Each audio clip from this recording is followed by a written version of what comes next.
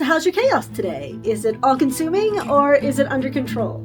Today's video is part 2 of the ways that ADHD creates chaos in my life. We are going to talk about the hidden chaos within perfectionism and the not-so-hidden chaos in anxiety and so much more. So let's get started.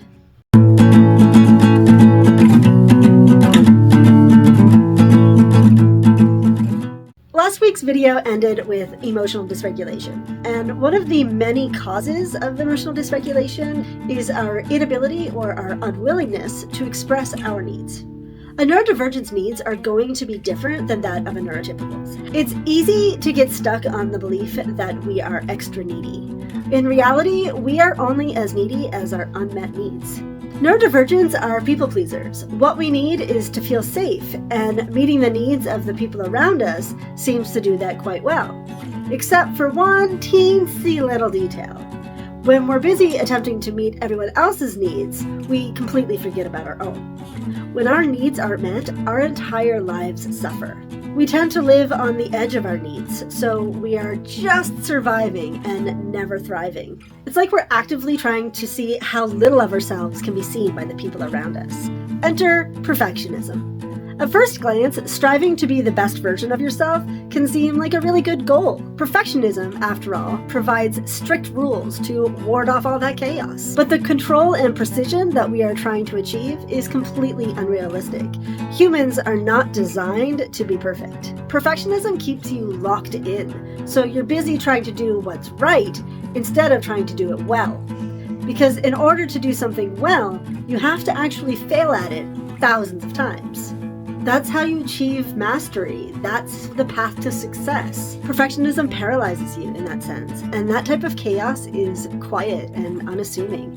Having a vision, but hiding it away until it's perfected, is guaranteeing slow progress. You need feedback and constructive criticism to achieve that perfectionism you desire in the first place. The desire to start with perfection is always going to trip you up because it's impossible. You need to fail and make mistakes in order to learn. I have a video all about chasing failure, so check it out when this one's done. But until then, let's talk about the fear of failure's wonderful cousin, anxiety. Anxiety is so common amongst ADHDers that almost all of us get diagnosed or misdiagnosed with it at some point, especially if you're a late-in-life diagnosed woman, because apparently anxiety is just the female condition. An anxiety disorder is about experiencing anxiety when there's no good reason. But if you're stressed out about being late because you're always late and it's affected your career and your relationships in the past, and you've tried all these different strategies and nothing is working, that's a pretty good reason to be anxious to me. We often feel like we can't trust ourselves, and the world around us doesn't make sense half the time. Between you forgetting dates and appointments, missing deadlines due to procrastination, forgetting to pay bills, and just the clutter that seems to follow you everywhere you go, it's no wonder that ADHD and anxiety overlap so intensely. Anxiety creates chaos, and chaos creates anxiety. It's impossible to gain even partial control when anxiety is running the show. There's plenty of medications to use to help with your anxiety, but I think I'm going to leave that to the doctors and talk about it from a homeopathic perspective. In part 1 of this video, I talked about meditation and yoga as a means to improve your emotional regulation. Anxiety works exactly the same way. Back in our hunter-gatherer days, we had 2 things to worry about: the fear of not eating and the fear of being eaten.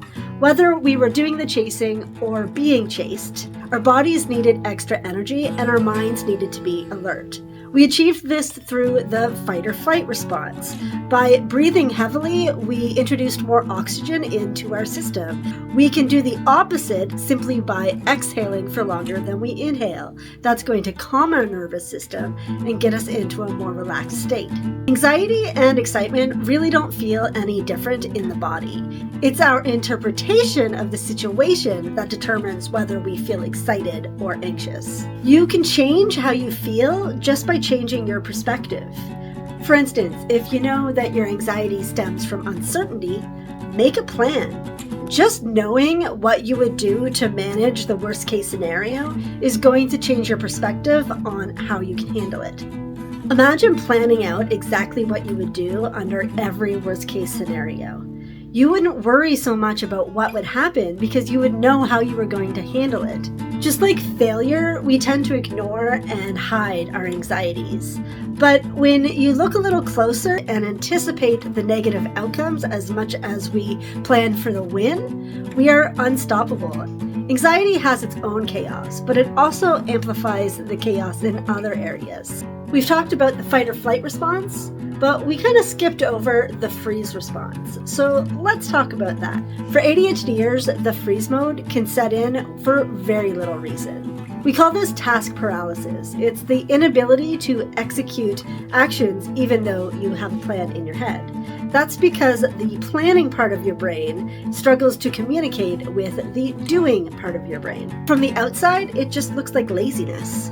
The difference between ADHDers and lazy people is that lazy people don't berate themselves for being lazy. The exact opposite is true for ADHDers. We can spend that time screaming abuse at ourselves in our heads simply because we can't get up and do the task. Lazy people don't hate themselves for being lazy. The worst part of this is that although we struggle to activate, our bodies desperately need to move, and this can be super uncomfortable for us. So when you're stuck in task paralysis, your mind is spinning out into chaos, and your body is feeling all that chaotic energy as well, without having a place to release it unless we get up, which seems impossible when we're stuck to the couch. The only way I know how to bypass this glitch in the system is to surrender to the idea that the task is going to remain undone. The moment you get rid of the task, you can't have task paralysis anymore. Sometimes we need the rest, and burnout is a real thing. But there's a big difference between being exhausted and having the energy to get up, but not the will. Another really great way to help with inaction is to create a starting ritual.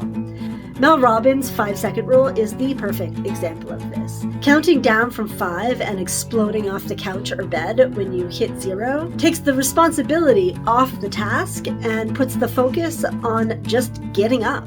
When the chaos is internal, it can be really helpful to turn it into external chaos, and counting down out loud can do that.